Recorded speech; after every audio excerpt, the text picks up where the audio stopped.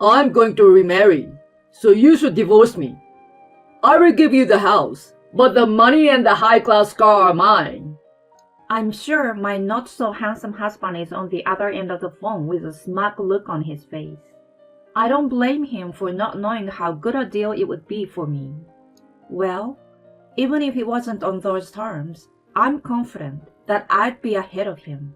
Let me tell you how scary that payback can be. My name is Ellie. I'm 40 years old, and I recently bought a new pillow because the old one wasn't comfortable. It still isn't as comfy as I'd like, even if I put a towel under it. So I guess I will have to buy another one. Now, I live a stress-free life, where the only thing I have to worry about is my pillow. I used to have a headache over my stressful life until just a few years ago. At that time, I was worried about my husband's infidelity. He's been going out way too many times. Could it be cheating? I had no proof that he was cheating on me, just that he was coming home late and going out more often on his days off. There are some traits that men who cheat on their wives have in common, but he does not seem to have his phone on hand during the daytime, nor does he seem to be calling someone. Maybe I'm overthinking it, but I've heard of women who have made that mistake, and I couldn't let it go. I asked my husband a few times, "You don't have another woman, do you?" I tried to say that in a teasing way. No way. It's not like I'm handsome or anything. He just laughed it off. His reply was not particularly strange, but rather natural. But you know, something is bugging me. I don't have enough experience in love to be able to say that this is what you call a woman's intuition, so I'm not sure. But one day, when I was thinking like that, I got a call that my mother-in-law, who lived nearby, had collapsed. It seems that she suddenly collapsed while shopping and was rushed to the hospital, and that she had a hemorrhage that was too severe. My husband was at work when the call came in. I went to the hospital alone. My husband's workplace does not allow him to look at his cell phone while he is at work. He would have noticed it during his next lunch break, and he would have come to me because of the situation, I thought. When my husband called me during his lunch break, he said, I'm busy today, so I can't come no matter what. Although it was a very busy time of the year when his father got ill. His boss told him, You can visit him whenever you want. In fact, my husband went to the hospital all the time. It has been less than 3 years since then. So why can't he come visit her this time? I haven't heard that his boss has been replaced. There were many times when he came home late, but he went out for dinner with his colleagues or something.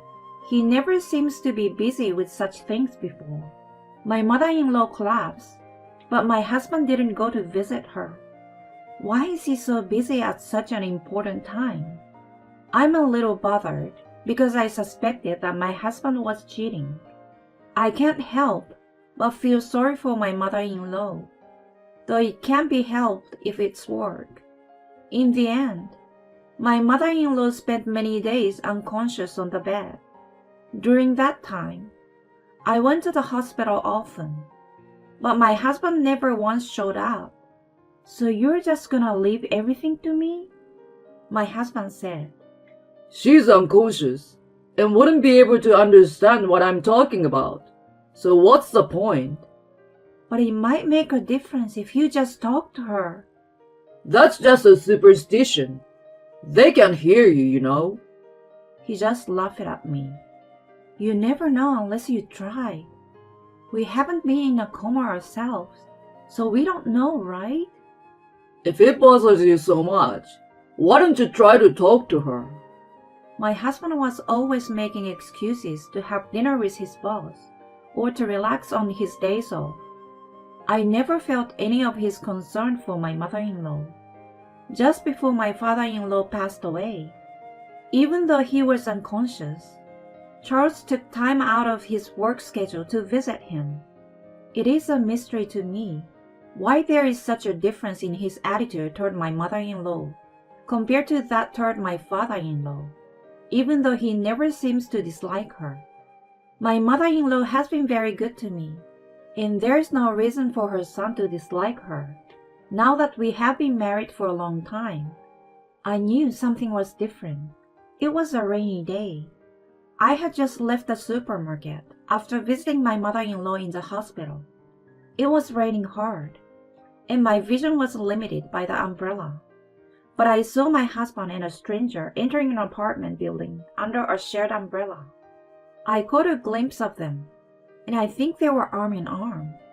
I was shocked to see him walking with his mistress on the way home from the hospital, that I was a little stuck there.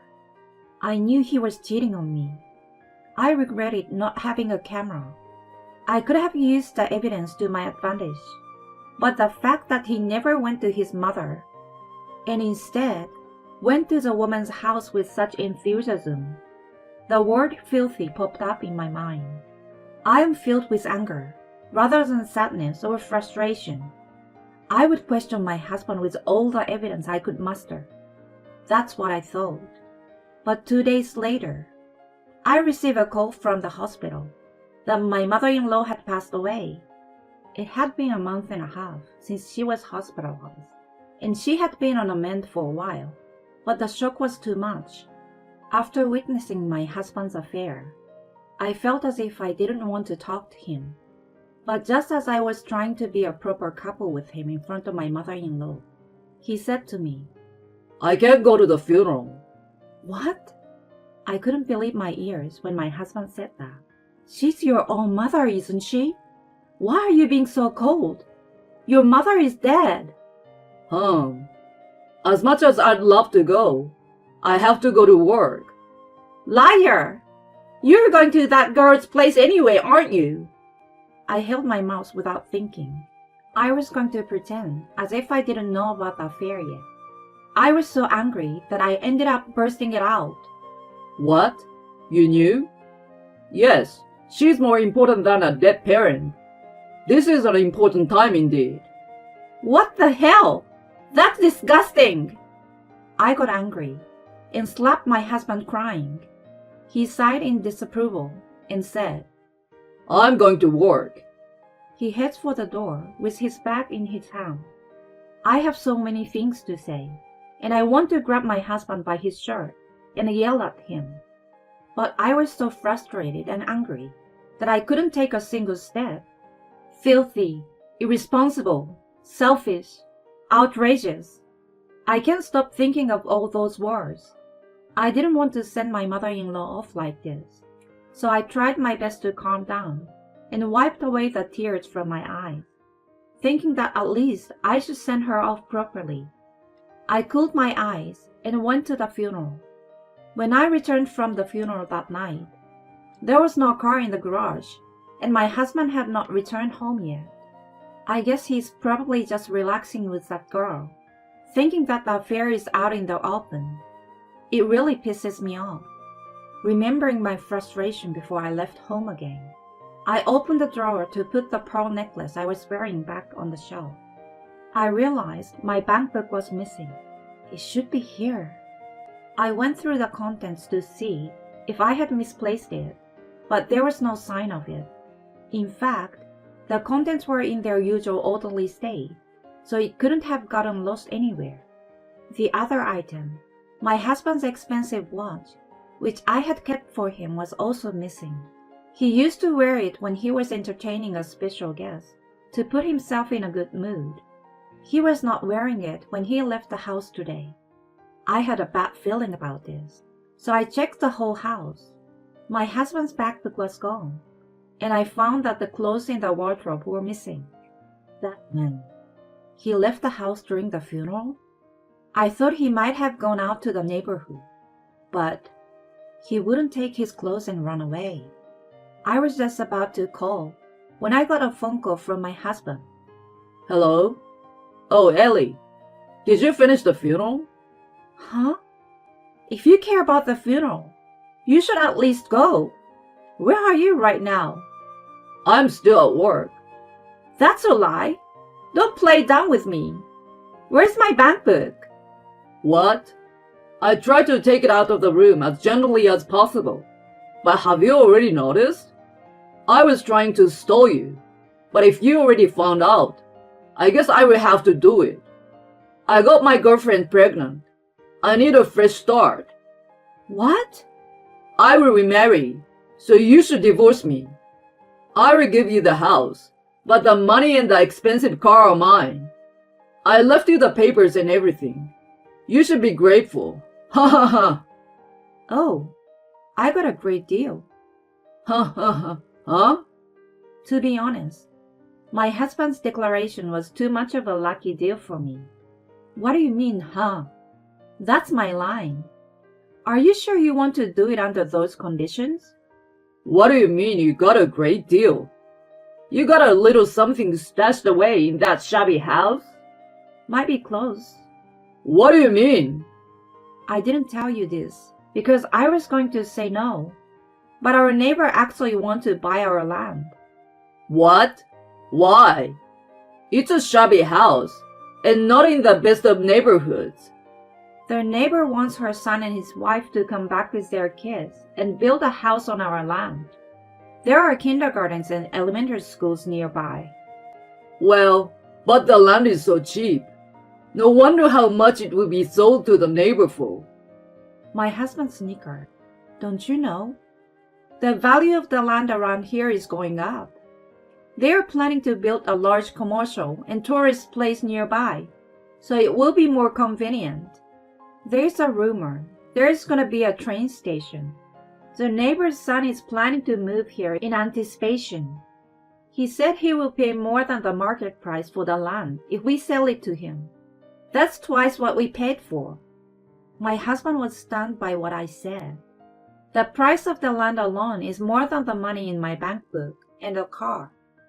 And for the record, I hardly ever drive, and that car isn't even an eco-friendly car, is it? You call it a luxury car, but an old-school Mercedes. I don't need it because it's expensive to maintain. The time has come for eco-friendly cars. Yes, our car was certainly a well-known luxury car when we bought it. But after more than 15 years, the car is a shabby condition, and it costs a lot of money to maintain it. My husband may feel brand recognition because it was a luxury car that he was able to buy. As for me, it is just a piece of iron left behind by the times. There was no reason for me to want it. Well, if you're happy with it, fine. Divorce me anyway. I will give you a divorce if you and your partner give me alimony. But if not, I will never divorce you. Huh? You have money for the land. She's got nothing to do with this. This is our problem, right? What are you talking about? This is a problem that you and your affair partner had caused. Of course she is involved.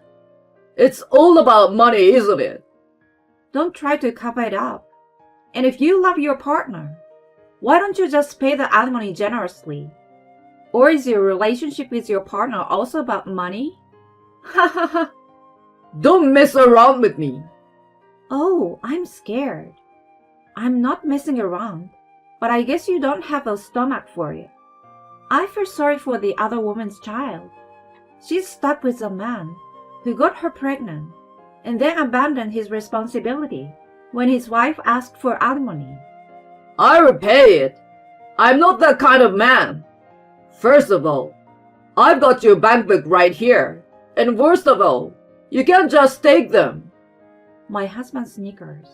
I will give a big fat expose to this guy. It's hard being someone who does everything manually. What? What's with you all of a sudden?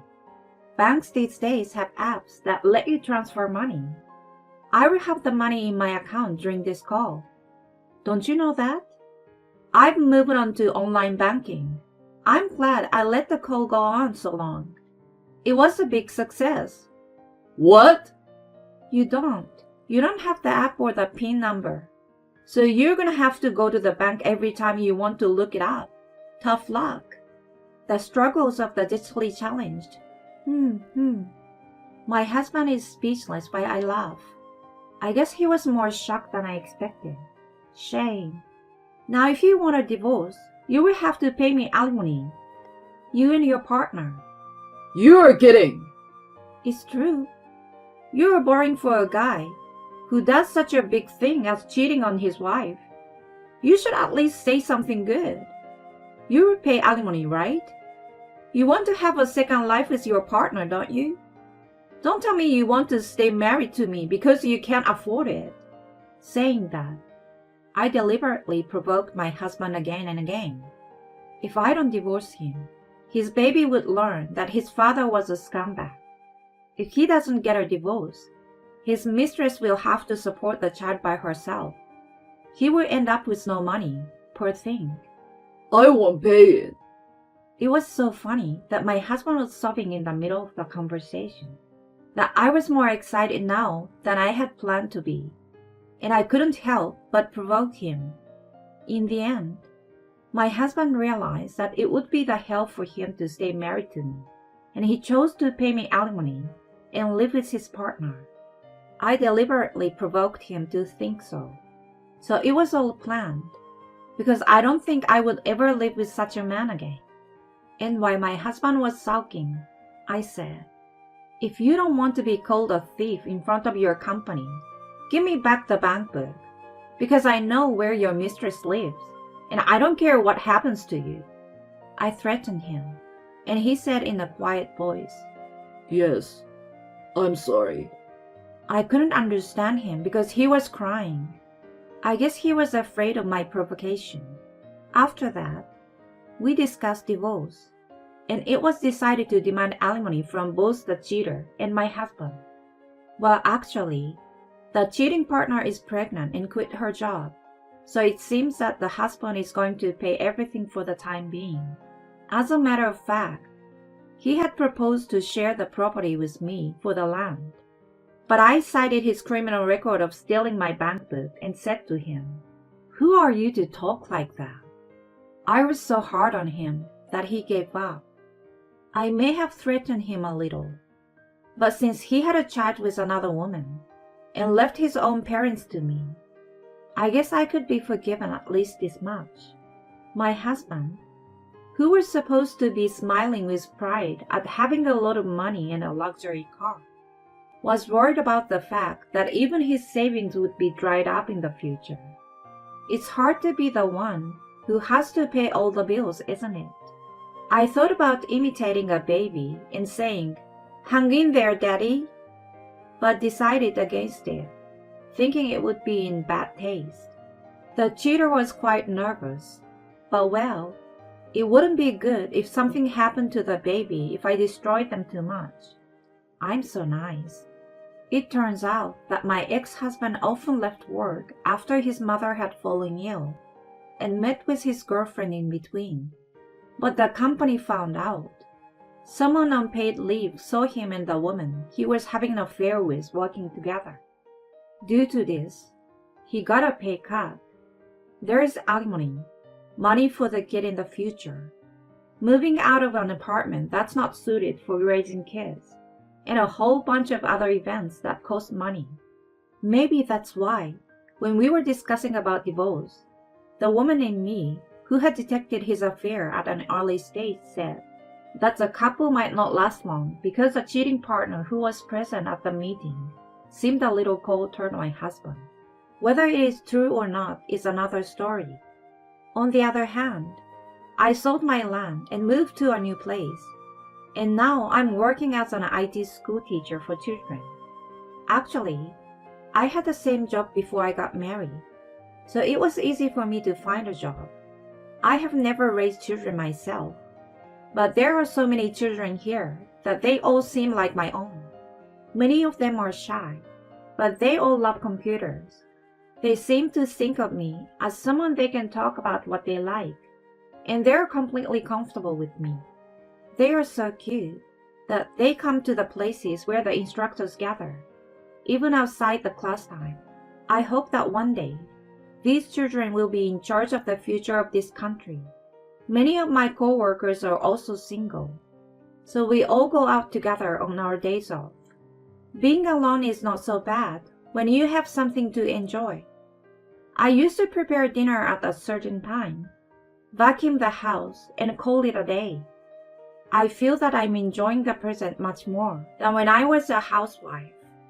I don't know what will happen in the future, but for the time being, I will enjoy this special luxury.